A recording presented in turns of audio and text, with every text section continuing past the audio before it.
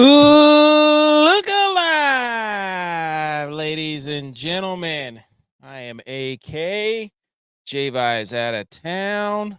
Butch P and Tex are on their way. We had to start a little bit late. That's all right.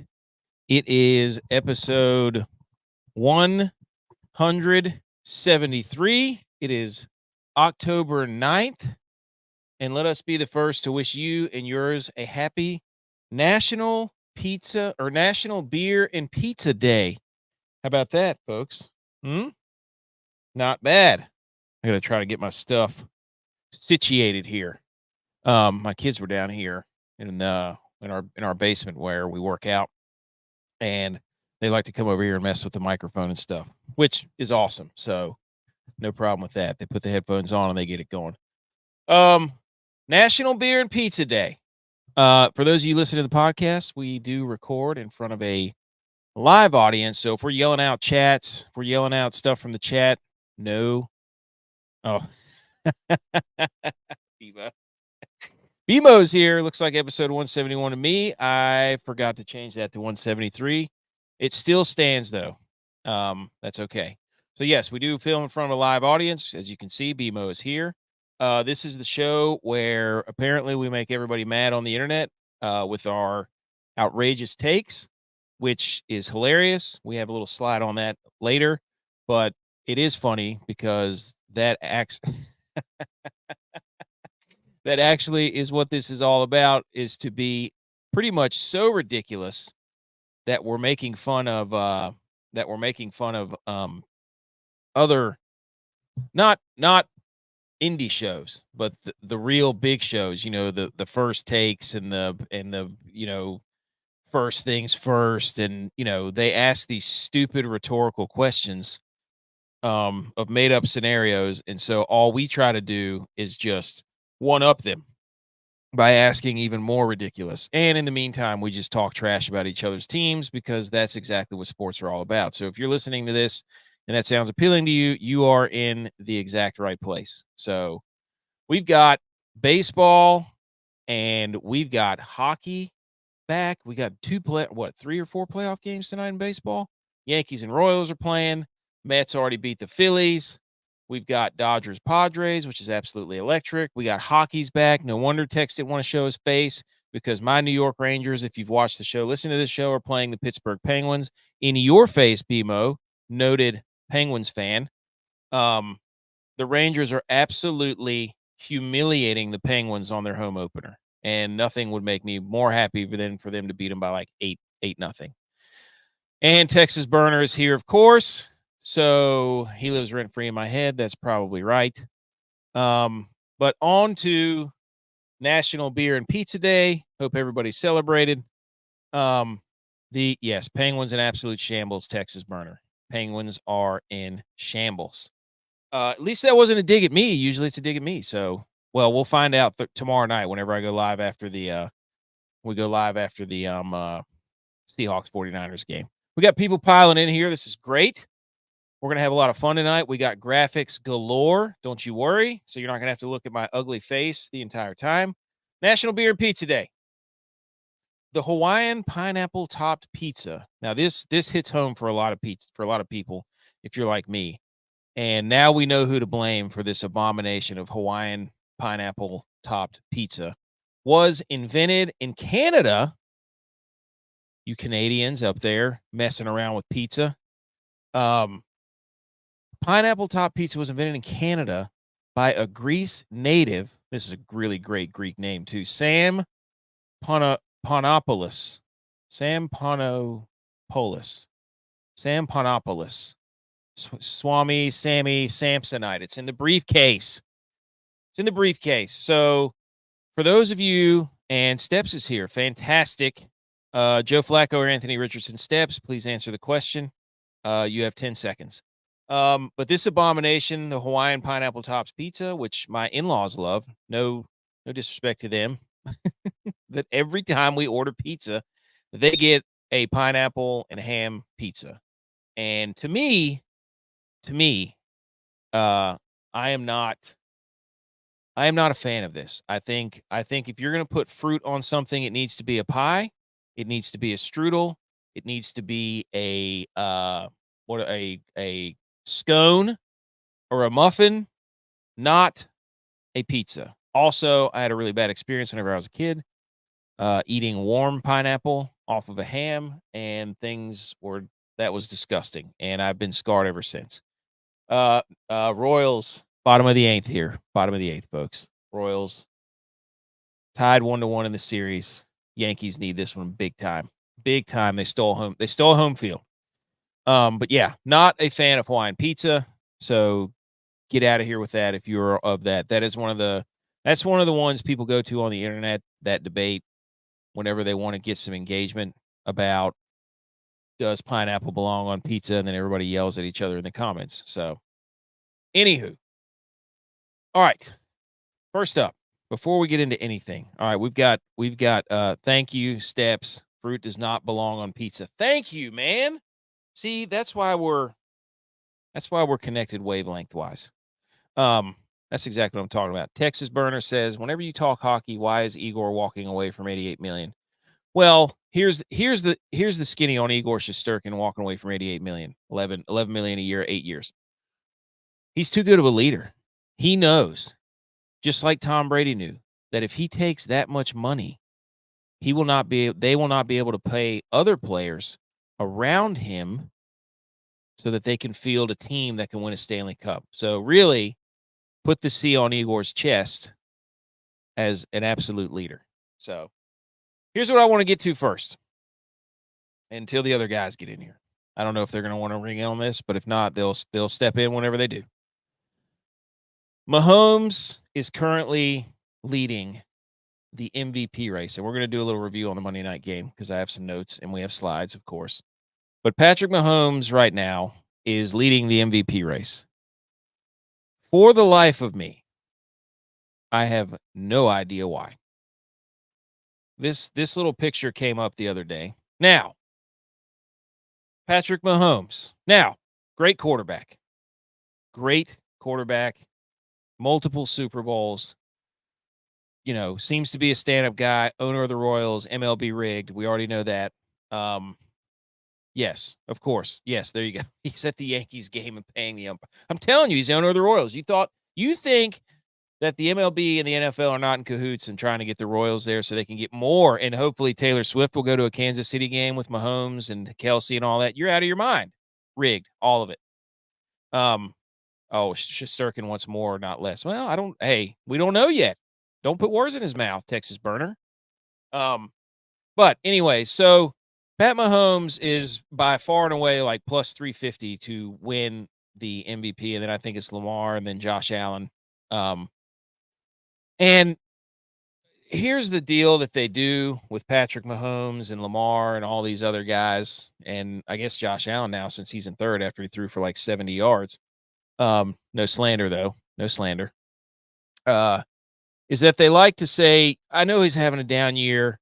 He's not playing that great, but he's just far and away. He's the best. There's no question. And it's like, okay, well, let's look at his stats. How bad is he playing? Holy moly. He's 22nd in passing yards.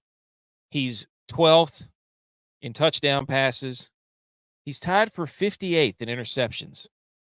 I'm not even sure how that works, but I know there's only 32 quarterbacks. So being 58th is not really that good. I'm not sure how that even makes sense. However, facts right there. I did not make these up. This is probably from ESPN. So I'm just saying. And his QBR is 16th. So conversely, I have to. Okay, dude. That's great. Did the 49ers, who had the best record in the league last year? If we're going to do quarterback wins, exactly, dude. He's 5-0. Nobody's taking that away from him. But you cannot then on the same show, Nick Wright, Colin Cowherd, all you jabronis, then flip around, tell us to ignore the stats for Patrick Mahomes because of quarterback wins. Right? Just ignore all that. Don't worry about it. And then tell me all the stats of right. Aaron Rodgers stinks. And literally list off all the stats. So we're completely fine listing the stats of why Aaron Rodgers sucks and everybody piling on him, which he's not playing great. I'm not defending him. But in this case, I'm like, we're going to use all the stats to pile on him, and then we're going to ignore the stats when we talk about Mahomes. And I think that's stupid. It's absolutely ridiculous. The truth of the matter is, if you want to give the MVP to anybody on the Chiefs, give it to the entire defense, all of them. Just put the Chiefs defense at the top of the NFL MVP race. And I would be totally fine with that because nobody has scored more than 28 points or 23, 25 points, whatever it is, on the Chiefs, somewhere in the 20s, maybe low 20s, since the Super Bowl against the Eagles like 2 years ago. So we can heap all this praise. Now, he does make like 1 or 2 plays a game that you're like, okay, that's pretty good. Like against the Saints, he ran for that first down. And that's, hey, good for him, man. He does, when he needs to make a play, he makes them. You can't deny that. I will admit that. And I don't even not like the guy. I like him. But I'm not going to sit here and listen to everybody tell us, all these experts who have the big shows and the contracts, and they do their own and they have people that do their graphics and produce their shows, not like us, or we do all of our own stuff in-house, including writing the songs, shout out Dylon, and playing the songs and singing the songs. I don't see them doing that.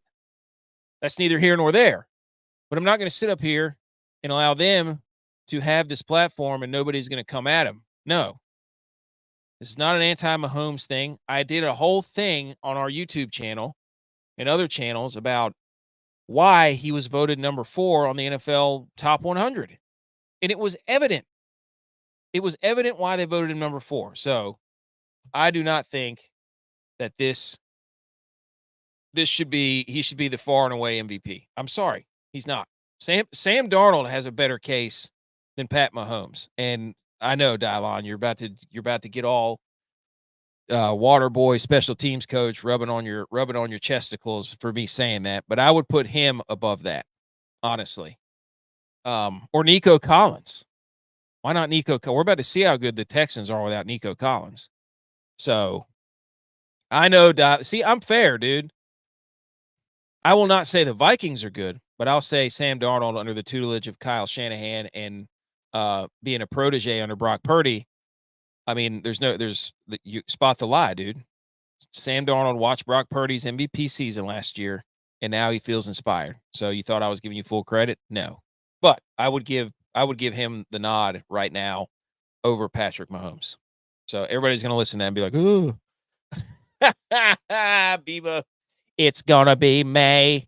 Hey, the May FC East. It goes through May, dude. Oh, anyways. All right, so that's my rant on I wish Tex was here because the next thing I had in the doc was Pat Mahomes, or not Pat, but the New York Rangers are playing the Pittsburgh Penguins, and Tex is a Penguins fan. He's probably waiting until the game's over. And the Rangers, let me check the score real quick. The Rangers are absolutely dog walking the Pittsburgh Penguins, and I think Chris Kreider's about to score, and he does. Oh, BMO, where you at, dude? What is it, like 8-0 now? Absolute shellacking. Oh, 5-0. Maybe. Oh, it was a shorthanded goal. Oh, I need to go change my Rangers hat right now. Oh, this is incredible. Absolutely incredible. Anyways, all right. Next slide. Next slide, ladies and gentlemen. We've discussed the Pat Mahomes stuff. Okay. Season doesn't start until May. That's a double entendre right there. I love it. Next. An emergency shambles meter usually reserved for Sunday nights, but see, I'm fair. I am 100% fair. I told these guys, I said, hey, everybody has the template for a shambles meter. And this shambles meter is graded on a picture your speedometer, if you're listening on the podcast, from left to right. At the very right, where your 160 miles per hour, 180, 200 would be, is a picture of RG3's face eating a croissant. And we say each week, we tabulate the results, and we make a shambles meter, and we power rank them 1 through 4. And so there's been some discrepancy over the past few weeks of the shambles meter that has been produced because the Bills have been at the top. And I tell these guys, the committee met, nobody said anything, nobody submitted their shambles meter. So what do you want me to do? It's like Family Feud, man. So number 1 on the shambles meter this week, this emergency, J-Vi wanted to submit it. The Niners North, Vancouver, BC. They caught a clip of us discussing, I think Josh Allen or somebody on one of our clips, and then Butch P and Tex and everybody kept telling me that Brock Purdy keeps throwing interceptions. And this guy is a Niners fan who I actually ended up talking to over DM because I sent a message because he said we were a bunch of clowns or something to those degrees, which he's not wrong. We are, and most of the stuff we say is absolute debauchery, so it doesn't matter. But he put this he was going after and defending Purdy, and it was a hilarious comment. Go look on our Twitter. So we ended up talking, and I told him, I was like, dude, you gotta realize there's 5 guys on this show, sometimes 6. BMO, shout out BMO. And all we literally do is come on here and try to trash each other's teams. And it doesn't matter if you win, if you're good, it doesn't matter. We're never going to give our buddies' teams credit. That's the beauty of sports. It doesn't matter. The Niners could be 17-0. The Vikings could be 16-0. And at the end of the season, we're still going to call them trash. That's how it goes. We're going to pick out everything that makes them suck. So whatever. But number 2 on this list is Brock Purdy's wedding photo, because all these jabronis who are not here. Oh yeah, Miss CO Stats, he was not rude. I ended up talking to him. He was actually a nice guy. We just didn't do it over Twitter because that's nonsense. So we came to an understanding. He was laughing by the end of it. But Brock Purdy, they're saying that he got married and now everything's in shambles, and they finally had to step in and say something. Number 3 is the picture of Aaron.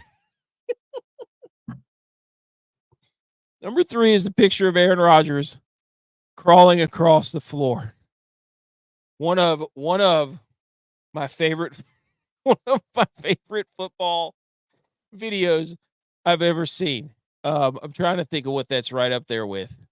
I don't know, but that is a top 3 football picture video of him trying to crawl back looking like Mar from Home Alone. I mean, he is a defeated man crawling across the ground. So Aaron Rodgers shambles. Number 4 was another person on TikTok who caught our Legos. Yep. Dad playing with Legos, trying to get up off the floor. The number 4 on the shambles meter submitted by J-Vi is somebody on TikTok who said that it was quite possibly the dumbest question he's ever seen whenever we asked if the Giants were better without Malik Neighbors. I mean, it's a valid question. You can make a legitimate argument. They're 1-0. It was like whenever the Packers were 2-0 with Malik Willis. If you go 2-0 without one of your star players, or 1-0, we are absolutely 100% going to ask if there's a controversy somewhere in that locker room. It does not matter. And also that guy, we came to an understanding. So, everybody, you got to understand when you're listening to our show, do not take it 100% serious. I promise.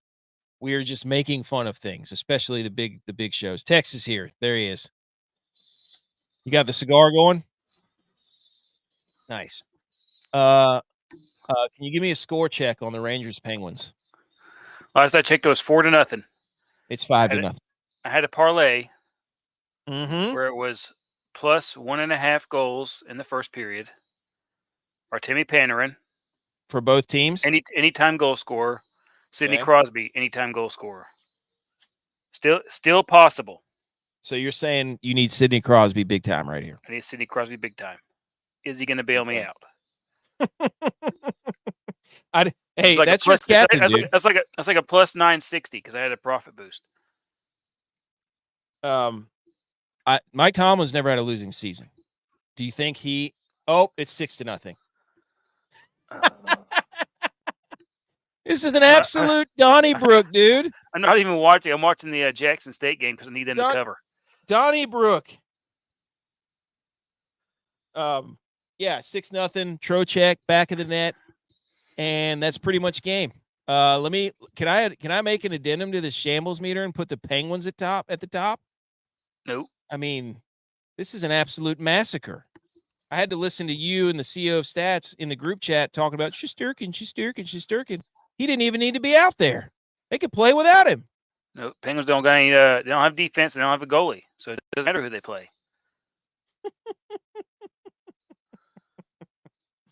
So, what do you think about the shambles meter J-Vi submitted? I think the number 2 should be number 1, and number 3 should be number 2, and number 1 should be number 3. That's what I think. Okay, so just a little reorganization. You missed it. It was National Beer and Pizza Day, and I talked about the Hawaiian pineapple top pizza, where it came from. Mm-hmm. Yeah. Also, breaking news. I think that might be the worst. Like, this is just me, my opinion. But there might not be a worse combination with beer than the Hawaiian. Yeah, it's atrocious. There's no doubt about it. It's horrendous. The also breaking news: Bob Costas sucks. He's the worst baseball announcer I've ever heard. We knew that already. Yeah, he is awful. I was listening to him the Yankees game, the Yankees and Royals, and I'm like, what is going on here? This is terrible. Just give me some.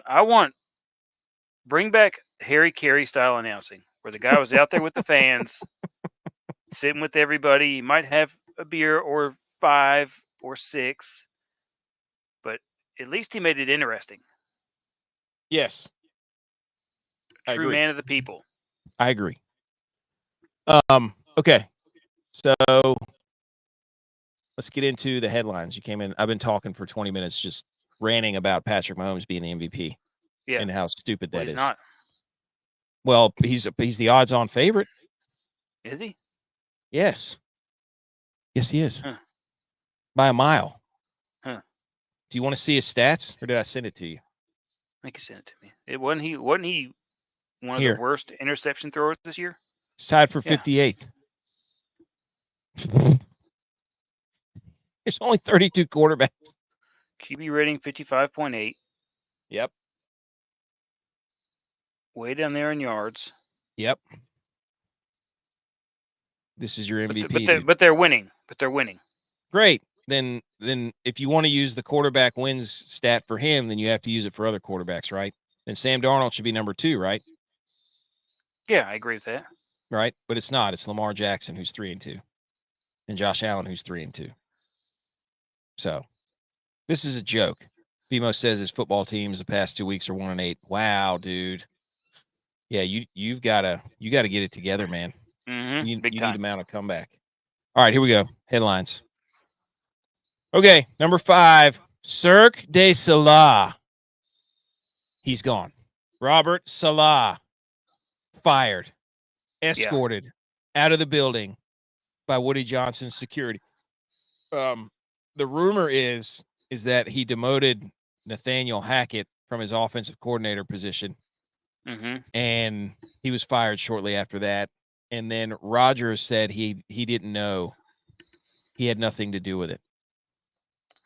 And I defended Rodgers, Tex, because they tried to bury him about his stats and how terrible he was playing, but yet they won't say anything about Mahomes' stats. But they clearly, Rodgers is probably the most impossible person to work with on planet Earth. I mean, he doesn't really speak to his family. He doesn't have kids or is not married. So he really, when people get mad at him, he does not know how to handle that. Or whenever somebody doesn't like him, he's very passive aggressive. And, coach, dang it, I forgot to change week 5 and week 6. I just saw it.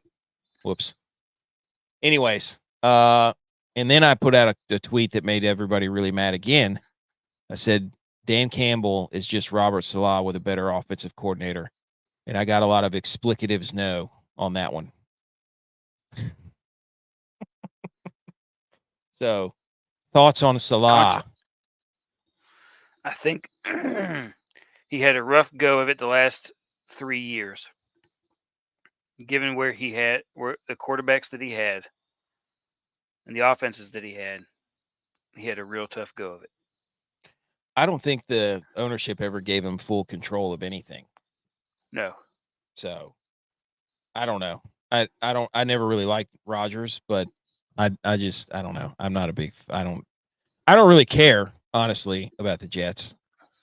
Their defense was pretty good. So they promoted Ulbrich to be the coach, but obviously they're not going to promote Nathaniel Hackett. But the funny thing is they're only one. If they beat the Bills, they're tied for the division lead.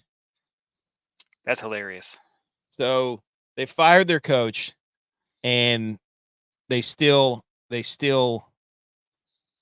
have a chance to win the division and lead the division if they beat the Bills, which is incredible.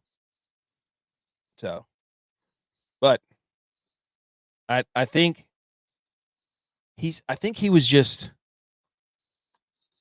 too sculpted to be a head coach. Like, he had the nice shaved head.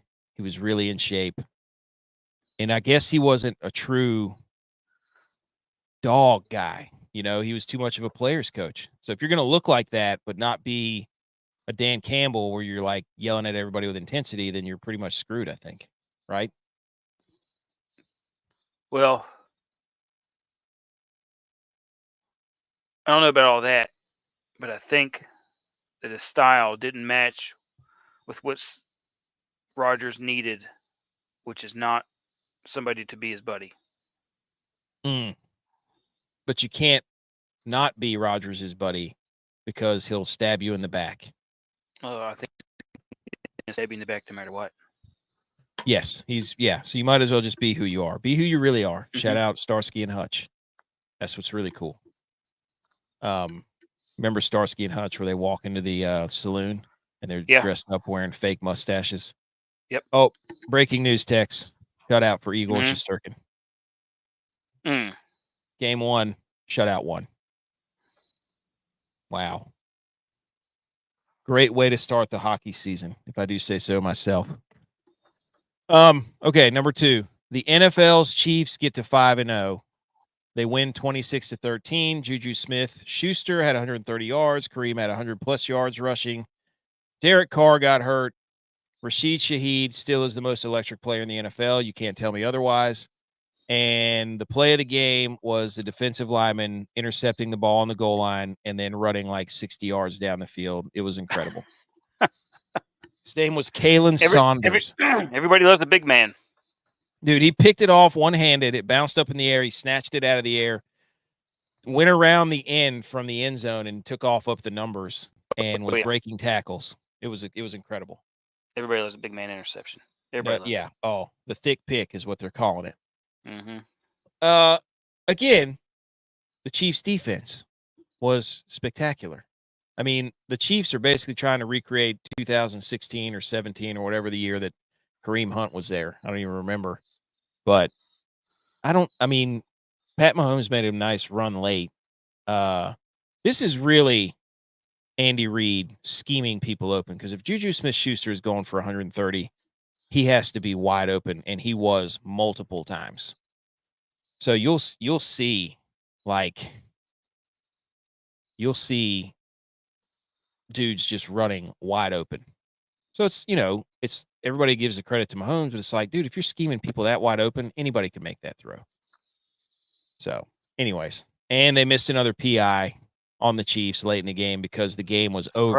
Surprise. It was only, if the Saints were there and got that and scored, it would have been a one possession game, but it was already over and the refs wanted to go home, quote Joe Buck and Troy Aikman. So anyways, just another one of those things. Oh yeah. BMO says if Chase Young wasn't lollygagging on that the thick pick, the big man could have had it. Of course, Chase Young was lollygagging. That's what Chase Young does. Looks great in shorts, though. So, anyways, Chiefs are 5-0. They have a bye week, and then they play the 49ers, and then the 49ers are going to have to save the NFL. That's what I'm saying. Big time game next week. Can't look ahead, though. People are calling it a trap game. Okay. Anything else on the Chiefs? No. Number 3, the Minnesota Magic Man. Did you see this story? No.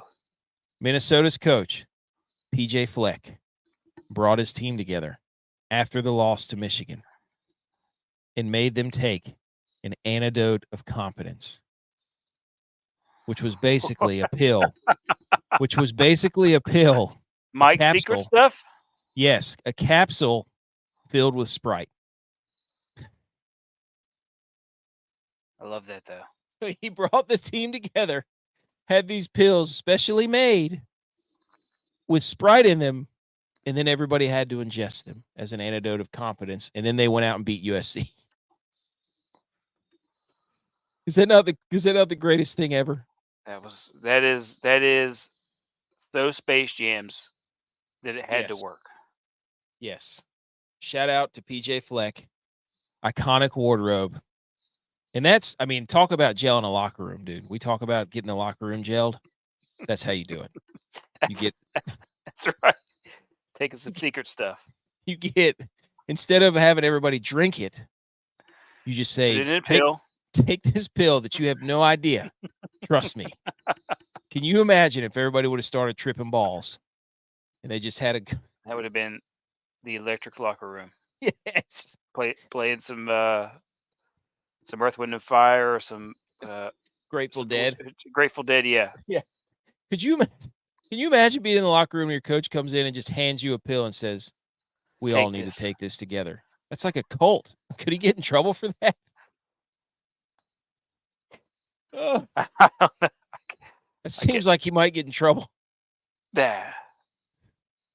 Anyways, number 2, the AFC East is on watch. The New England Patriots have announced that they are going to be starting Drake Maye as their quarterback, which is a terrible idea because the one time I think they ought to wait till like week 12.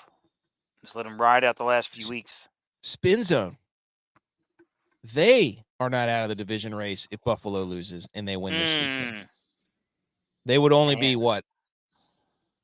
They'd be 1 or 2 games back. The season is not lost. If the Jets and the Bills, or the Jets and the Bills are 3-3, and the Patriots are 2-4, they would then only be 1 game back, would they not? That's what I want to have happen then. Yes. We need the Bills to lose. We need the Bills to lose to the Jets. Everybody needs to bet the Bills to win. Bet the Bills. Jets beat the Bills. Patriots beat the Texans in New England, and now the Patriots are 1 game back. That's what I'm talking about. Yes, I like that. So that's what I'm talking about. Okay, and then the last one. The college football, dude. College football just refuses to quit. A group of investors and ex-Disney executives have met with athletic directors at 30 power schools with a pitch, a $9 billion infusion as part of a 70-school football league. Looming over SEC and Big Ten meetings is Project Rudy. The claim is everybody will be saved. Well, didn't they try this in soccer? Where I don't know. They were going to just try and take all the best teams or all the big teams from like what's the English league? The Premier League? Yeah. That league, and then whatever the best 2 teams from the Spanish league, and then the Italian league, and they're going to call it the Super League. But it ended up falling through because nobody wanted it. Jackie Moon? This is Mega Bowl. Playing for the Mega Bowl. Yeah, but they were going to do that. I'm sure I'm getting some stuff wrong, but ultimately it fell through because it was like nobody wanted to see that. Nobody wanted to see that. Just these clubs that have the most money to play each other, just because it's nobody wanted that. Nobody wanted that. No, absolutely not. Well, the thing is here's a quote that with the news of Project Rudy, the discussions between the SEC and Big Ten have become even more vital to college athletics moving forward. Basically, what they're saying is we, the Big Ten and the SEC, want to run everything. And I saw a provision from the Herd brothers on Twitter, who are a Marshall Thundering Herd group, and there was a caption out there that said that they were going to minimize or eliminate the group of 5 from playing in these games. So if you have a 70 school, power or whatever, and then you just take all the group of 5 schools and basically just dump them to the side. And the thing is that I did an entire presentation on our YouTube channel from a couple weeks back outlining why they want to get rid of the group of 5. And it was because now the group of 5 is winning 53% of these games against Power 5 schools, up from 14% 5 to 8 years ago. Exactly. Nobody wants to see just Alabama and Oklahoma playing all the time. Like, it's awesome to see Vanderbilt coming up and winning a game every now and again. That's it's the most electric thing that you can see. Yeah. But here it is. Okay, here you go. Project Rudy would make extensive changes. Here it is. That includes eliminating games between power conference programs and group of 5 and FCS opponents. It would also consolidate media rights between the power conferences instead of having different agreements. So there it is, right? Growth is expected to come from having 1.5 more marquee games per season. With that, Smash Capital says school by school distributions would skyrocket. So there you have it, folks, right there in the article. The whole point is to get rid of group of 5 and FCS schools. Joke. Absolute joke. They're tired of them parading around with their chest out. We're the Power 5. We have the SEC. We won all these national championships. And then you play it on the field and they go like 3-4 this year in marquee matchups. And Georgia State beats Vandy, who then beats Alabama, and it looks like crap on the SEC. And so they're like, you know what? Super League, Mega Bowl, Jackie Moon. We have the greatest league ever. Junk. I agree. Garbage. Agree. Go read the article, folks. I'm not making that up. Yankees win, Rangers win, Yankees win, Mets win. New York's having a day, dude. What's the series between Philly and the Mets at now? Mets are up 2-1. They beat the Phillies tonight. Yankees are up 2-1. Could you imagine Yankees Mets World Series? Oh my gosh, dude, injected into my veins. We need that. As a collective, as United States, we need that. Subway Series? What? The Subway Series? Yes, the Subway World Series. So, Country Roads says they hate us because they ain't us. I don't know if this is Country Roads take Mahomes, my guy. But that might be. Oh, the Mets won the series. There you go. 3-1. It's over. Mets to the NLCS. I was just looking it up. Country Roads take Mahomes. I bet you that's who that is. And all I have to say to you is you sometimes you die as the hero, or you live long enough to see yourself become the villain, aka the Chiefs Nation, or whatever they call themselves, Chiefs Kingdom, is now the Patriots fan base. They've become what they hate. They've absolutely become what they hate. Okay. All right. Man, we have been bam. Oh, here's your stat, dude. I didn't even know where to put this. You said put it in. And I said, okay, here you go. Wait, hold on. Not yet. All right. Let's talk football. Let me everybody shh. Football. Yay. Football. All right. First, before we get into football, the dad joke. Why do rock quarries get jealous?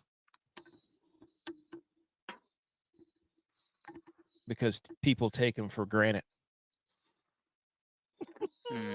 That's pretty good. Okay. Tex, here's first thing on football. I don't know what you wanted to do with this, but here you go. I mean, usually, one of your big arguments last year as to why Brock Purdy was the best quarterback in the league and should have been MVP is because he had the most passing yards. And he is now way far behind Dak Prescott. 50 And yards is to be about to exact. face off against his arch rival, the guy who's leading the league in passing yards, Wow. Geno Smith. You know who I don't see on here? Sam Who's Darnold. not on here? Sam Darnold. No. And also, Josh Allen. yes. Because he's the running back that plays quarterback. That's right. Tell him. And you know who else isn't on here? He is the best running back in the league, though. Where's Pat Josh Mahomes? Allen is. Where's Lamar Jackson? Well, Pat Mahomes is 22nd based on your last. Oh, that's right. graphic. He's not even close to the top 5. No, he's way down there. They don't ever really have to throw it, though, because their defense never gives up any points. So that's probably why he doesn't have a lot. Now, granted, he has like 1,288. So really the difference between 22nd and 5th is not really that much. Yeah, could be one game. But 22nd, sorry. We don't make the rules. Okay. Let's get to Thursday night. Here we go. Thursday night, my 49ers, right here. Right the ship. Right the ship. Now, these numbers, 3.5, Niners favored on the road, 3.5. Over under 47.5. I did see that went up, so it's gone up almost 1.5 over the last day or two. You know what I mean? Mm-hmm. 49ers are 2-3. Seattle's 3-3. Division's on the line right here. If the Niners win, when the Niners win, I can then parade around saying, no matter how bad it is, division leaders. Cowboys can't say that. Bills, maybe not after Monday. Vikings, yes, as of now. So I would then move into the driver's seat, respectfully. 49ers are wearing their 94 throwbacks. The Seahawks are wearing their throwbacks. A lot of injuries on the defensive line for both sides. 49ers, number 1 in time of possession. This is crazy, dude. The 49ers offense is 4th in passing yards, 7th in rushing yards, 10th in points for, and they're 2-3. Their defense in pass yards is 12th. Their rushing yards against is 9th. Their points against is 12th. Every stat that you want to look for as a team, they're like top. The worst one they have is points against, 12th. Everything else is top 10. Seattle is 2nd in pass yards offense-wise, 22nd in rush yards, 11th in points for. So you got the number 10 and 11 teams going at it here. On defense, pass yards, they give up the 7th most. The rush yards, they give up the 20th most. And points against, they're 17th at 22.8. So this is a fairly even match other than the running games. So that's going to be. I'm a fan of the Seahawks throwbacks. Oh, dude, this is going to be an all-time uniform matchup. Mm-hmm. Yeah, they're the blue uniforms with the gray helmets. Yeah. Yep. Mm-hmm. Like the color of this Thursday night football thing. So, big division rivalry, dude. I cannot tell you how many times over the last 15 years that I have just absolutely hated watching them play in Seattle. I hate the Seahawks with a passion. No offense. But I cannot stand the Seahawks. I can't stand their stupid stadium. I can't stand that damn bird that flies around. I can't stand the stupid Brock cannon. I hate their guts. So and the worst was Pete Carroll. I could not stand watching Pete Carroll walk around chewing his gum doing this and going, woo! God, I'm glad he's gone. Can't stand that dude. Anywho, I hated it. And Richard Sherman, man. Oh, don't even get me started. The Legion of Boom, all that BS, all that bull jive, dude. All that bull jive. Hey, they were a unit to be reckoned with, though. Agreed. Yeah, the Legion of Boom was legit, dude. Bobby Wagner, KJ Wright, Michael Bennett, Cam Chancellor, Earl Thomas. Yeah, Chancellor was not. He was a bad dude. Dude, he was a bad dude. And then they had Sherman at corner. But here's BMO. He says Sam Howell led the league for most of the season in passing yards for the Commanders. Ooh. Oh, the Mayday Reds. There you go for the Patriots. Dirty Reg says I don't care for Geno Smith. You know what? I agree. I hate his guts. Just decided. Hate his guts, at least for the next 24 hours. Can't stand him. Anyways, Tex, we've got to the hot takes, okay? We look at these games, and then we come up with a hot take for the game. So if you would like to lead it off, you're more than welcome. Has Brock Purdy won a game as a married man against the Seahawks? I'm going to go with no. The answer is no. The answer is no. But he hasn't lost a game either. He has not lost a game So either. Do you know what his record is against the Seahawks, though? I think it's 3-0. 3-0. Yeah. Don't test me, dude. I know my quarterback. That's my quarterback. I know my quarterback. So, yeah. Well, I think he hadn't lost a divisional. I think he was like 6 or 7-1 in the division until this year. So, but hey, we don't count wins unless it's Mahomes and Lamar. So, erase the wins. Actually, cancel the season. I can tell you what division record is. Hang on. I'm telling you, it was probably 6 or 7-1 until this year. So it's probably 6 or 7-3. Fact check me. Butch P says, will DK have it his way? And he's talking about DK Metcalf, who there's a picture circulating around where DK Metcalf was quoted as saying this is the least afraid of the Niners defense he's ever been, but supposedly that's fabricated, but who cares? So Butch P, there you go. And of course, J-Value's out of town. Is this a season on the line game for the Niners? Could lose the division with a loss 0-3. And I would rebuttal with that he changed his tune because he said it was a must-win game. And there's a difference between a season on the line and a must-win game and a can't-lose game, as far as I'm concerned. Or a show-me-something game. Those are all different. If this is a season on the line game, you're pretty much the season's over. It's done. A must-win game is more like you're battling for playoff position. A can't-lose game means you have to win, otherwise you're out of the playoffs or something. So where do you fall on the continuum of those definitions? 22-8. Oh, wait a minute. It's career. It's pretty good. 22-8 is pretty good as a starter.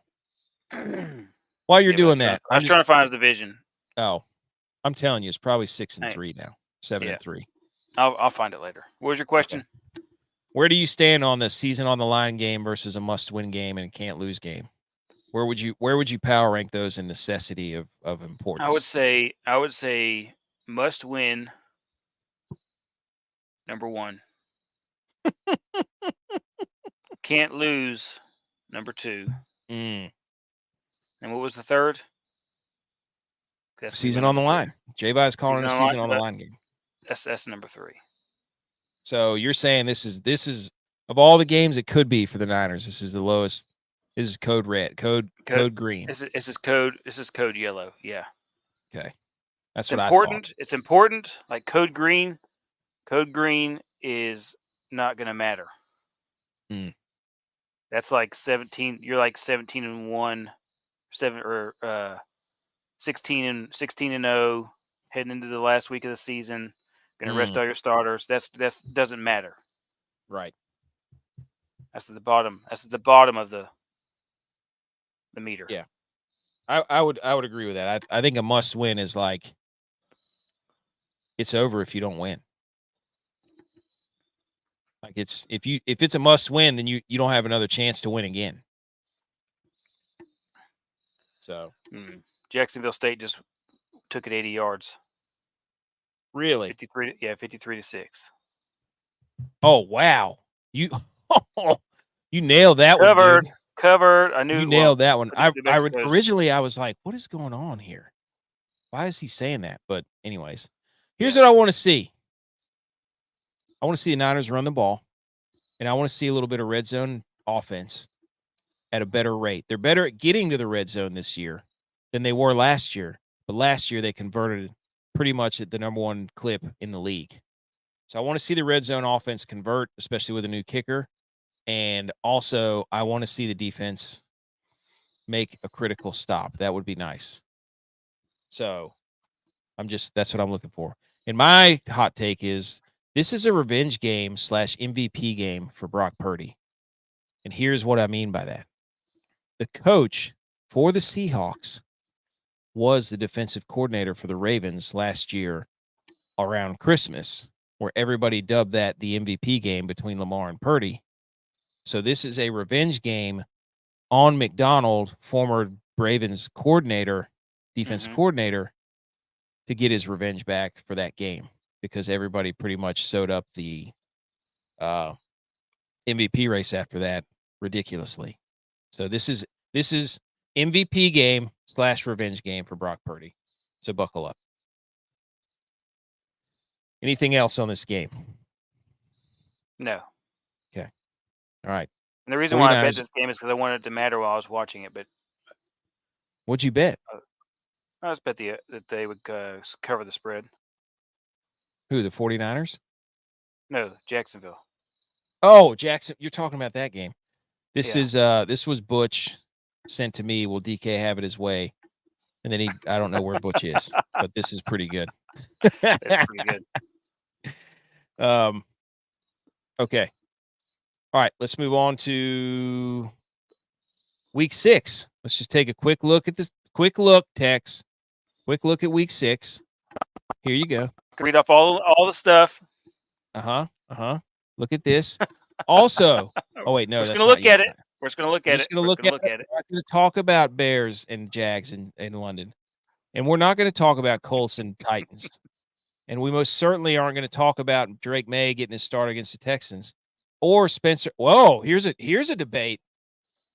Which rookie quarterback is better in their debut? Spencer Rattler, Drake Maye. Both home Great games. question. If you had to say rookie of the year performance, Drake Maye, Spencer Rattler. Neither of those are in contention for rookie of the year. That's what I would say about that. Unless something absolutely electric happens, but I do not see that happening. Spencer Rattler, Drake Maye. Didn't even think about that until just now. Good thing we went over these games. But we're not going to go over Browns, Eagles. We're not going to talk about Commanders, Ravens. We're not going to do anything with Packers, Cardinals, or Steelers, Raiders. Would you bench? Oh, give it to me. Deshaun Watson? Oh, I'd bench him. I would 100% bench him, especially for Jameis. I'd put DTR back there, dude. Give me Dorian Thompson-Robinson. Put DTR, dude. I would say Jameis has to do with this team. 100%. Anybody other than Deshaun, he's just out there. He's hating life right now. He hates football right now. Oh, he hates football. You know what I saw? Don't play it. He said he was open to a trade. It's like, dude, where are they going to trade you to Alabama? Like, I don't know. Like Clemson wouldn't even take you back right now. No. BMO said he was looking for a sack prop bet in the Pats game, but he couldn't find anything yet. But Drake Maye might get. Yeah, you'd have to look at the Texans defense, I guess. Who's going to be without Nico Collins? So, and then he's on IR already. Yeah, for his hammy. That's unfortunate if you have him in fantasy football. Me, yep. Super unfortunate. Took him everywhere because he's elite, and if you didn't know that, you're an idiot. Pick up Diggs. Dude, there's some weird stuff going around about Stephon Diggs right now. Don't Google Stephon Diggs. Yep. We're not going to. Nope. What we won't do either is talk about Lions, Cowboys, Falcons, Panthers, Bengals, Giants as a Sunday night game, or the Jets and the Bills as a Monday night game. We're not going to get into those. Cowboys, Lions, dude. You come on. Give me a little something here. As a Cowboys fan. Is this where the Cowboys cement themselves as an NFC contender? Yeah, this is a contender game. What if? But they're 0-2 at home. Super Bowl contender game. Super Bowl contender game. Off the schneid game. Preview NFC Championship game. Yes, NFC Championship preview game.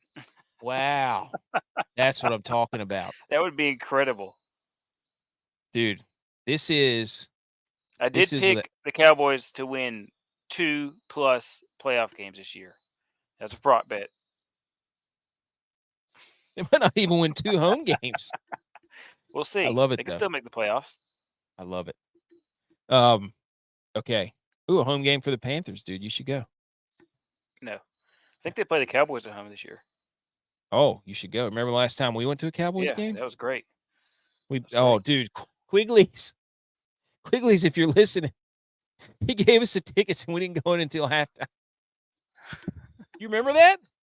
I do, but we had a great time when we got in there. Oh, it was phenomenal. It was spectacular. We were yep. riding those little scooters around that they probably Oh, yeah. outlawed everywhere because people kept getting run over. Remember those? I do remember those. Yeah. We should not have been riding those scooters either. No. Nope. I was terrified going over the Yep. going over the bridge. 277. Yep. Yes, Crossing over that was awful. 277, going 25 miles an hour on those scooters, going, we shouldn't be doing this right now. Yeah, that was bad. Do they even still have those? Anybody know? If you're listening, they do. They do. You see them Okay. around. I just don't think they're as I wide. like you need- I don't know. It's been so long since I've been to anywhere near any of that kind of place. True. Yeah. That I don't even know anymore. Me either. But when I was in downtown Raleigh 2 years ago, they did have one. They did have one. Okay. So they're still out there. Good for us. Okay. BMO's texting me saying that flight prices are going through the roof. I don't know if he's using scare tactics or what. But what's that got to do with anything? For the Buffalo Bills, the annual Millie Goats Boots on the Ground Buffalo Bills extravaganza. Oh. Where we go up there and hang out with Smoney. And tailgate. And BMO plans for like 6 weeks on tailgating, and it's spectacular. Is BMO gonna make it this year? Oh yeah, he's got it down. All right, here we go.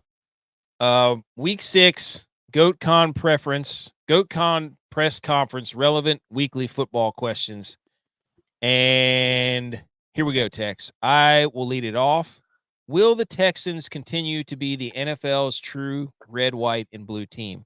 Because if you remember, last week they beat the Buffalo Bills, red, white, and blue. This week, they have a chance to beat the Patriots and go 2-0 against red, white, and blue teams. Mm-hmm. I don't know if they play the Giants or the Titans, but they might. So I'm just saying Texans can solidify their case as the NFL's true red, white, and blue team if they win this game. Thoughts? I can't disagree. So that's a pretty prestigious honor, though. You know what I mean? Mm-hmm. As far as I'm concerned. Let me check. I'm checking right now. I don't see that they play. Yes, they do play the Titans. They have to because they're in their division. So if they play the Giants, then we've got ourselves a red, white, and blue champion, which they don't. That's unfortunate. Anyways, go ahead with yours. How bad are the Longhorns going to beat Oklahoma this weekend? I remember watching that game, feeling really good with about 3 minutes left to go in that game. Oh, my God. Only to have it all come crumbling down at the end. Yep. And sitting there watching my kids jump on the bounce house, trying to keep it together and not be upset about what just happened in that game. Because I remember watching it and being like, what did I just see happen in the last minute and a half of this game? If the shambles meter were invented at that time, you could have put me on there. we would have replaced RG3's face with yours eating a croissant. Exactly. I'd have been eating a big croissant. Just the same size as that one. Drowning my miseries with a croissant. My second one is this a pass the torch game for Lamar and Jaden Daniels? Because everybody likes to say Caleb Williams is the next Mahomes, and now the trendy topic is Jaden Daniels is the next Lamar. So is this a pass the torch game? And if you're a Commanders fan, you're 4-1 playing the 3-2 Ravens in Baltimore. You're probably feeling pretty good, and you're probably excited that you never even thought that this was possible, but here you are. And you could throw against the Ravens. So will this be MVP game, right? That's how they like to do it in the NFL. Jaden Daniels beats Lamar Jackson. He then usurps him in the rankings, correct? Yes. Yeah, I think that's how it works. Can you win Rookie of the Year and be MVP? That's what I'm talking about. Okay, your next one. Do you think the Rangers are cursed now that they won the Super Sim Cup? The NHL 25 Super Sim Cup. I would say. Would you hang a that banner for that? Wait till later in the show, buddy. Wait till later in the show. I'm going to get a shirt, actually. So wait till later in the show. No, I don't think they're cursed. And I think they're the best team in hockey right now because they have the biggest goal differential. And they're undefeated. So they're undefeated. Number 1 in the NHL. My J-Vi said, Will Levis regain the Meme King title, or will someone else steal the show again? Shout out Aaron Rodgers for giving us that just beautiful piece of imagery. Great question, J-Vi. The Titans play. Who do they play? Hold on. Oh, they play the Colts. That could be that has potential to be just a hilarious game with Joe Flacco playing and Will Levis. That could be a pretty funny game. And then J-Vi also asks, with $2.7 billion in settlement passing to pay players in the NCAA, should the NFL and NCAA pass a rule for relegation to go into effect so we can answer the question, can said college team beat said NFL team? He's proposing a relegation rule. That's a great question. Thoughts on that? I mean, if they did the Super League, whatever they're going to call it, that might make sense. Yep. We'll see if the Jags moved out of J-Vi's playoff rankings. Butch P says must win week 6. And his second question, are head coaches in denial of their starting QBs? We have no idea what that means. He sent it to the group, and then we assumed that he would be here to discuss, but we don't know where he's at. He probably fell asleep. And Dylon says, who has the bigger QB controversy right now, Indianapolis or Cleveland? Joe Flacco has over 500 yards passing in 2 games with 5 touchdowns, 0 picks, whereas Anthony Richardson has 6 picks in 3 games and hasn't broken over 50% completion percentage, which I tried to tell all of you before the season started that this guy was a bum, and he, in fact, is a bona fide bum. But he also said, we've been saying that since he got drafted. Yes, not a believer. And I also don't believe in Caleb Williams. He played the Panthers. Whoop-de-doo. Good for him. And guess who he gets this time? The Jags, who suck. So he's playing 2 1-4 teams, Caleb Williams. And we're supposed to believe that he's some great quarterback when Joe Flacco just threw for like 7 million yards against the Jags. Come on. I'm not going to take 1-4 Panthers win and 1-4 Jags win if the Bears win is like Caleb Williams has asserted himself. No. I mean, that's not happening. Also, funny stat text. Patrick Mahomes is tied in interceptions with Will Levis and Anthony Richardson. Good stat right there, isn't it? Yeah. So those are the questions for week 6. What we'll be keeping an eye on. So we'll hope to get some answers from this. Next. Oh, wow. Forgot I put that in there. Look at that. Huh. It's interesting.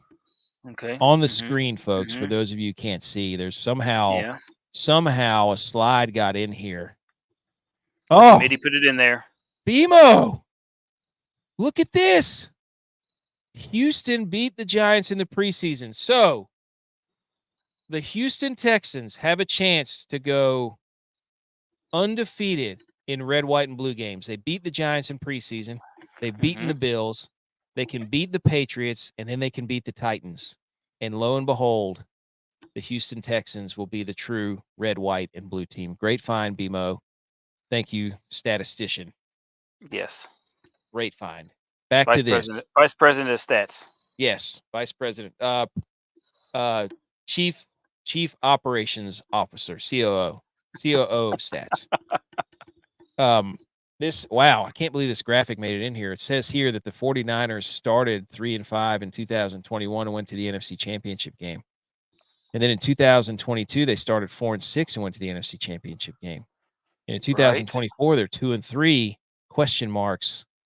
We don't know what's going to happen. And still not going to be Super Bowl champs. So we don't know that. We don't know that.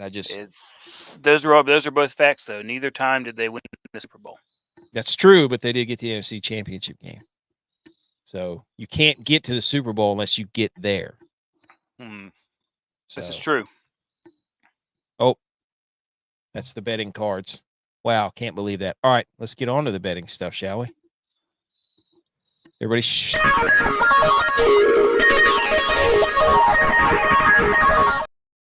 Okay. Whoops, forgot to take that down. Oh, man, hate that for you, text. Wow. Okay, this is the Goat Rack, Bargain Bin, NFL, college football, DFS, and bets slideshow extravaganza, where we look through the stuff and pick out things that make us raise an eyebrow and then tell you that we're not giving you advice, but this is what we're going to put a couple of E units on. And we are 32-30 after one of the greatest weeks in history a few weeks ago. Here we go. J-Vi says Middle Tennessee versus Louisiana Tech under 49.5. I don't know about that one. As for text, so what does that mean? I don't know. Well, he said it. Hold on. Whoa. He sent a big, long explanation. That's what I was going to do. We appreciate everybody in here. Almost 300 of you. Bear with me as I find this. J-Vi sent a long description. We owe it to him. He took the time to write this. Fair enough.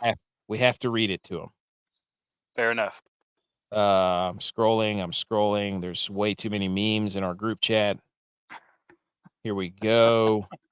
MTSU Louisiana Tech bet is for Tex.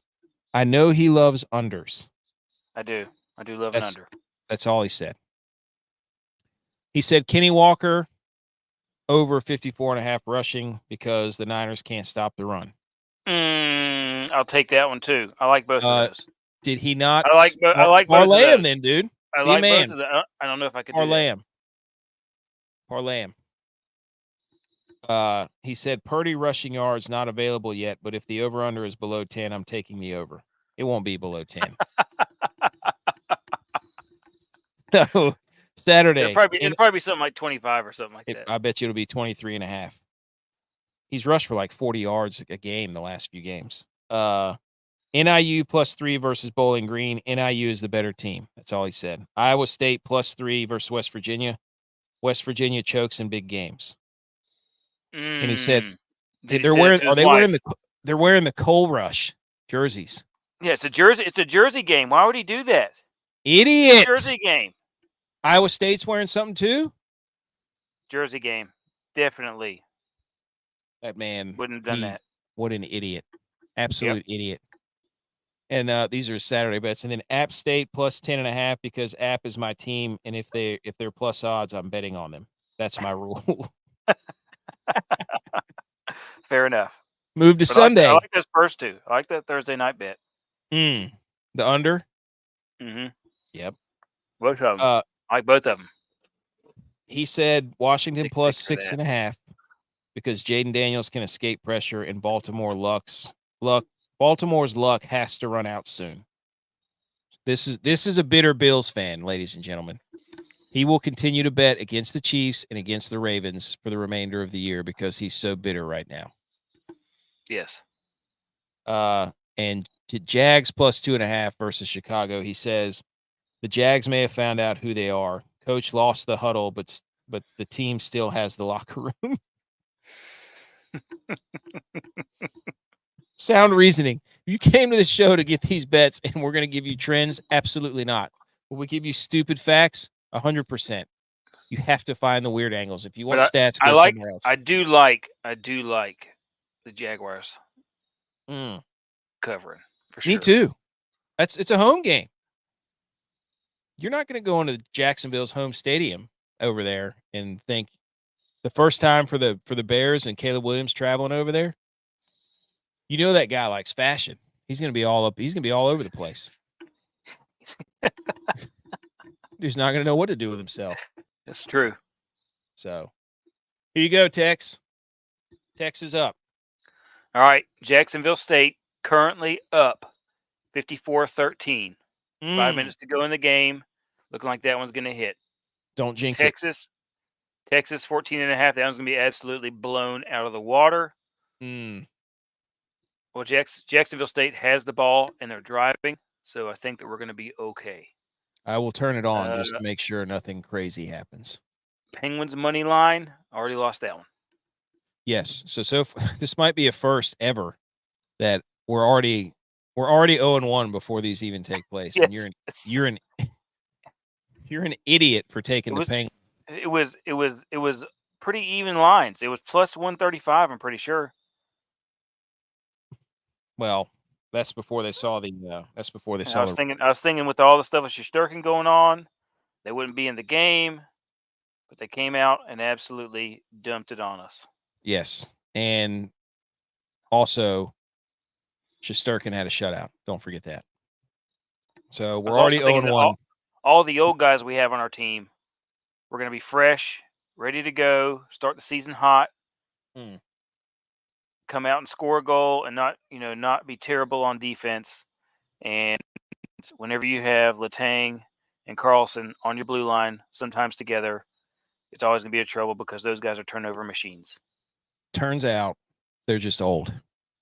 It's old and not very good at hockey anymore. Yep. It's a shame. Hate to see it happen. Dylon says for your DFS lineups, you're going to want to play Jamison Williams against the Cowboys at 5,800 because Cowboys suck at home. He doesn't know ball. Cowboys suck at home. And then he's going to take the former Cowboy for the Commanders at 3,900, but he did have an anecdote to that. I cannot remember it is. Also, shout out us saying that the Jets are going to hire Jeff Saturday. You heard it here first.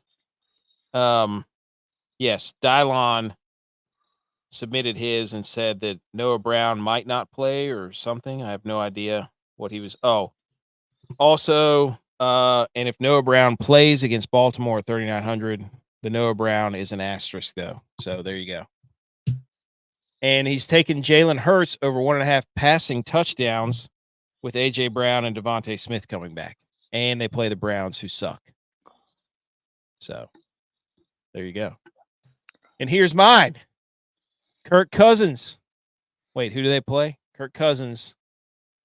They play the Panthers, who just gave up 7 gazillion yards to Caleb Williams, who couldn't throw a hot dog down a hallway. I don't know how that applies, but he couldn't throw the ball at all before he played the Panthers. So Kirk Cousins, who just threw for 500 yards and 700 touchdowns the other night against Falcons, 5,200 in your DraftKings lineup. Rashad Bateman. I don't know if we're gonna get a repeat performance like that because I played him last. I played him last week. I'm just saying it might not be the same. Bijan Robinson can't run the ball. I don't know what's going on, but they can't run the football. Nope. And the Panthers stink against the pass. Yep. And if Caleb Williams can throw for 302, Kirk Cousins can throw for 403. Mm-hmm. So the Falcons won't make it in the playoffs if they can't run the ball. Oh, they'll make it to the playoffs, but they won't win games. Agreed. I agree with that. And then you're going to want to play Rashad Bateman, who's playing 70% of snaps and is slowly moving up past Zay Flowers as the number 1 wide receiver at 4,100. And Washington's pass defense sucks, and it has all year. So, and this is going to be a shootout, and that's a really cheap wide receiver for DFS. So do it. Trust in Bateman.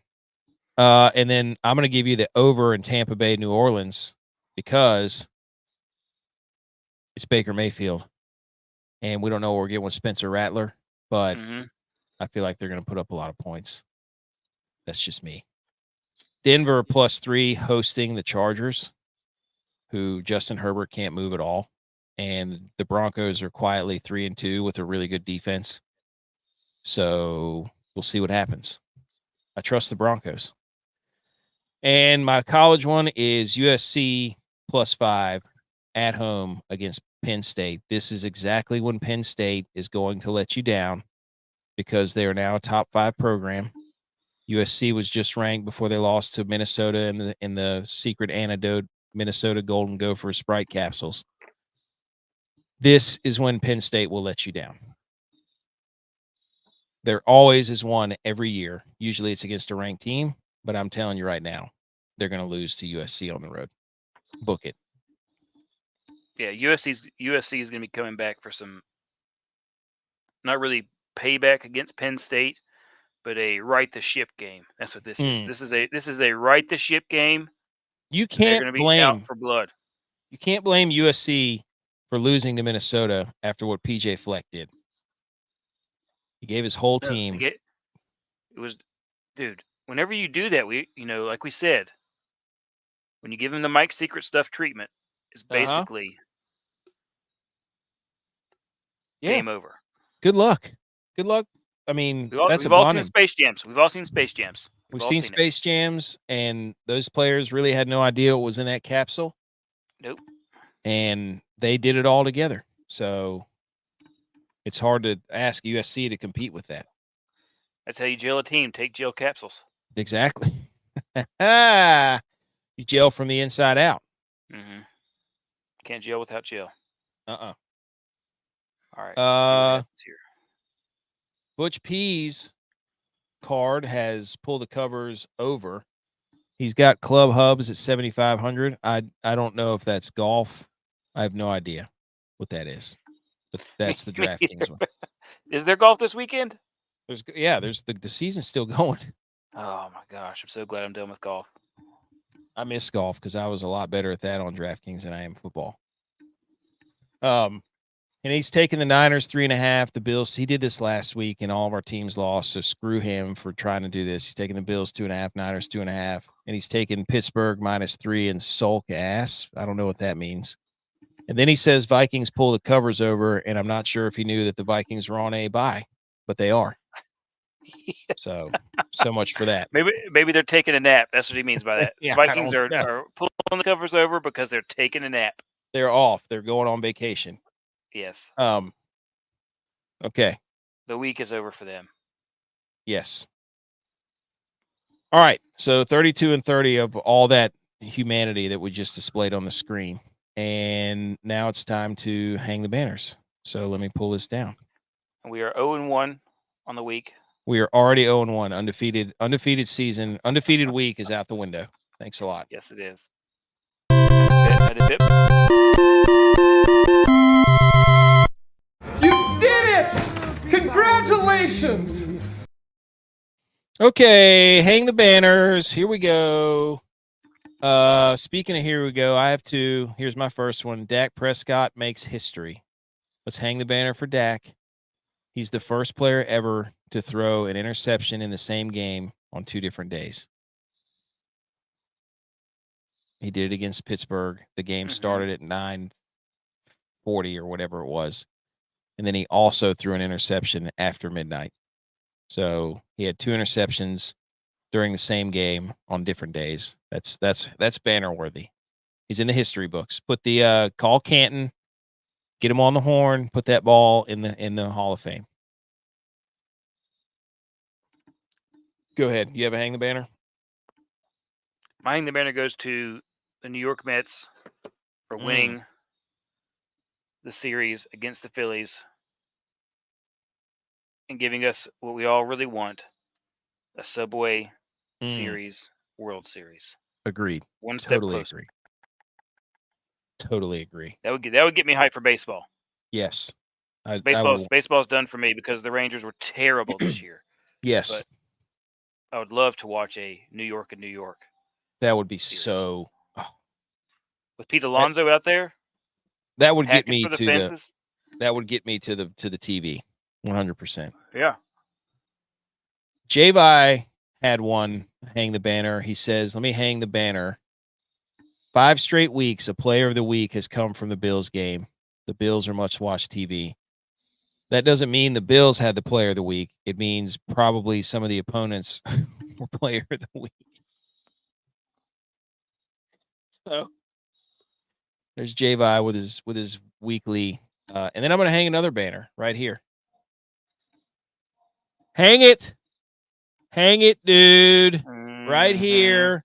Hang the banner. EA Sports NHL 25 did a simulation, and the Stanley Cup winner are the New York Rangers, ladies and gentlemen. Congratulations. How many times has that been right? First Stanley Cup since 1994. We will take this. I will get a T-shirt that says Stanley Cup Champions EA Sports NHL. And they beat the Oilers. They beat the Devils. They beat the Bruins in the Eastern Conference Final. And then they move on. They beat the Penguins in the first round. That's great. Then the Devils. Then the Bruins. And then ultimately Connor McDavid and the Oilers. Shout out New York Rangers. Stanley Cup champs. Take it to the bank. All right. I didn't make that graphic, dude. I'm reporting the news here. Mm-hmm. All right. Let's get to our we'll do our college football rankings. College football playoff rankings. Here is mine. Official tabulations are in. I have Texas at number 1, Oregon at number 2, BYU at number 3, who has the highest the highest strength of FPI. Miami is number 4, Penn State is 5, finally climbing the rankings. Indiana is 6, 6-0 for the first time, I think, or second time in history. Army is number 7, Pitt is number 8, 9 is Iowa State, 10 is Navy, 11 is Ohio State. They jump in there, and then 12 is Liberty. And you're asking yourself, wow, why is this list so random, and where are all the SEC schools? Blah, blah, blah. Guess what? These are the only 12 teams left in the country that are undefeated, and that's why I put them in the rankings. That's it. There's 12 undefeated teams. And until the undefeateds are done, I will not put any other teams in there. So get out of here with your SEC nonsense. I don't give a crap. I don't care. They have played all their games, and they have won all their games. So in your faces. Thoughts?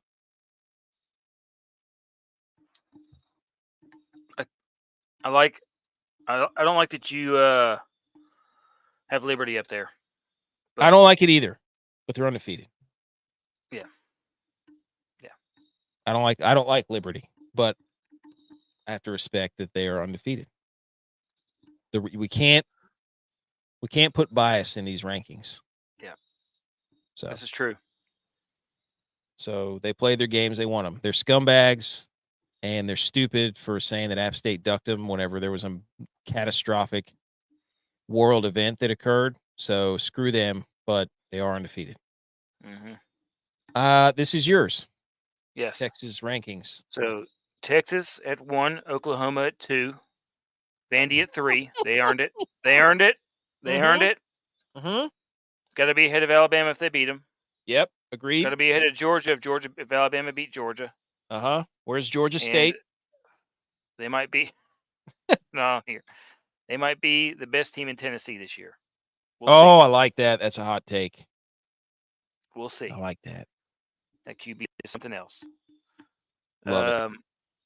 Texas A&M, Kentucky, Arkansas, Ole Miss, Navy, and Army to round out. What is all this SEC stuff? Hey, why not? That's dumb. Texas is the best team in the best league. You haven't even been there a full year, and you've changed. Sometimes you just, got to say the truth. You're ACC basketball fan guy. Just pulling for the ACC if my team's out. Shut up.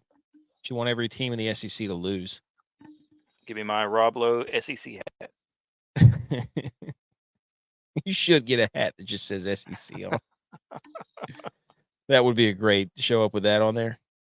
BMO says less than 1 month going to be electric for the 12-team playoff rank. Well, we're giving you what should be the rankings. J-Vi has Texas at number 1, Oregon number 2, Clemson at number 3 for some reason, Iowa State at 4, Boise State at 5. Love that. Miami's at 6, BYU at 7, Indiana 8, 9, Colorado, 10, Army, 11, Navy, 12, Pitt. I love this. He's got one SEC school in there. I like it. You see where Javi and I side. I like Colorado in there too. They got a game against Kansas State this week. Yeah, So that's going to be a great game. Oh, Battle of the quarterbacks. mm-hmm. That dude from Kansas State with his head, with his flow. Yeah, but he sucks. I watched him play. He's terrible. I'm just saying he's got great hair. I'm not saying about his play. I'm saying he's got great hair. He's got great QB hair. That's true. I will say this. We have great respect for Army and Navy because all of us have had them in our rankings. Oh, yeah. There would be nothing. They could play. I was just looking at the rankings. They're both undefeated in conference, undefeated for the year, top of the Conference USA. They could play each other twice. I love it. They both played Notre Dame, too. Mm-hmm. That would be awesome if Notre Dame lost to them both. Oh, yes. Yeah. It absolutely would. Give it to me.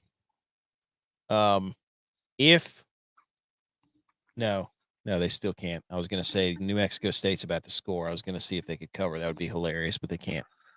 And this is Butch P's. Texas, Oklahoma, Alabama. I love how we have Vandy at 3. Georgia, Tennessee, Texas A&M, Kentucky, Arkansas, Ole Miss, Mizzou, LSU. So Tex and Butch P. Clearly SEC homers as Butch P finds himself moving more and more towards Tennessee Orange because one of his friends is a Tennessee fan and he wants to be a part of it. So he's latching on to the Tennessee Volunteers fan group. You can see it a mile away. Fan clout chasing. He is. And here we go. Final thing. Here's your Week 7 college football. We will say this: App State at Louisiana Lafayette, Saturday, 7:30. This is a great weekend to call. This past weekend was great. It wasn't great on paper, but it was great on the field. That's right. That's why you let them play it on the field. Another great weekend on the field. It's going to be great on paper and great on the field. Yeah, big number 2 versus number 3 right out of the gate. 7:30 NBC. Settle in and get ready to watch an absolute slobber knocker. Right there. Texas Oklahoma game is circled. Ooh, yes. On my calendar. Texas, Penn State, USC, Cal and Pitt. That's going to be good. Florida and Tennessee. Who cares? Ole Miss at LSU. Vanderbilt. I love how weeks in the top matchups. Vanderbilt's now in there at Kentucky. Gotta love that. Respect it. Iowa State at West Virginia. Kansas State at Colorado. Let's go. Dude, that game's going to be fun, too. When is that? That's 10:15? Oh! This full day of football. These are spread out so nicely. Yep. It's beautiful. I don't know if there's any other noon games, but South Carolina, Alabama, I could care less about. But I think you're going to have to watch that one just because you never know what could happen in that game. True. But this is beautiful. What a showing here. All right, dude. I think that is it. Yeah. Number 2, Katy Warriors play West Davidson Dragons. Ooh, must win. Must win. That's a must win. Gotta have it. Yep. Yes. Number 2, number 3 out of the gate. BMO says on Saturday. Let's go. There we go. That's it for everything, I think, dude. If you like the show, there's a lot of you tuned in here. 300 of you. Thank you for tuning in and watching. If you like the show and you hopped in late, go check out the podcast. It comes out it'll be out tomorrow, so you can go catch up with all of our shenanigans. And we do our live shows Wednesdays and Sundays. We also do them on Thursdays and Saturdays. After the Thursday night game, I'll be on to talk about Niners and how they absolutely mollywopped them. And then follow us on all of our socials. We put out clips and other things and stupid tweets that get people mad at us, which is hilarious. Please keep getting mad at us. It makes us laugh. And if you could do us a favor, bring on the hate. Bring the hate. We're fine. We can handle it. And then we will become friends afterwards because you'll see that we don't really care about being serious sportscasters. We just want to have fun and talk trash. We just want to yell at each other about we each want other's sports to be what they used to be. Exactly. Something that brings us together to talk trash to each other in the locker room, in the garage. Mm-hmm. Make it count. Yep. And if you like, hit the thumbs up. And we're in the middle of the best month of sports right now. This is like it. Playoff baseball, hockey's on. Oh, dude, it's beautiful. College football's heating up. My in-laws got here today, and we were in the living room, and I just turned on the TV, and I looked at my father-in-law, and I was like, "Look at this. We got hockey on this TV. We got baseball on one screen and football on the other." I was like, "This is incredible." And it's a Wednesday. It was a Wednesday. If you understood what was happening, you said, "Do you understand what's happening right now?" I mean, we're in the. I mean, this is the holy triumvirate right here. Yep. So, but yeah, recommend our show to a friend. Talk to us on the socials. Follow us on all of our socials right here. That'd be great. And if you could hit the thumbs up, that would be great too. And subscribe to the podcast and leave a review. Those things help us more than anything. We don't really know how it all works, but we know that it does help. So we're just trying to make people laugh, man. That's all. Don't get mad. Just understand, if we say something bad about your team, we're probably making fun of it. Who cares? Okay. This is hold on, there we go. We'll see you tomorrow night, right here.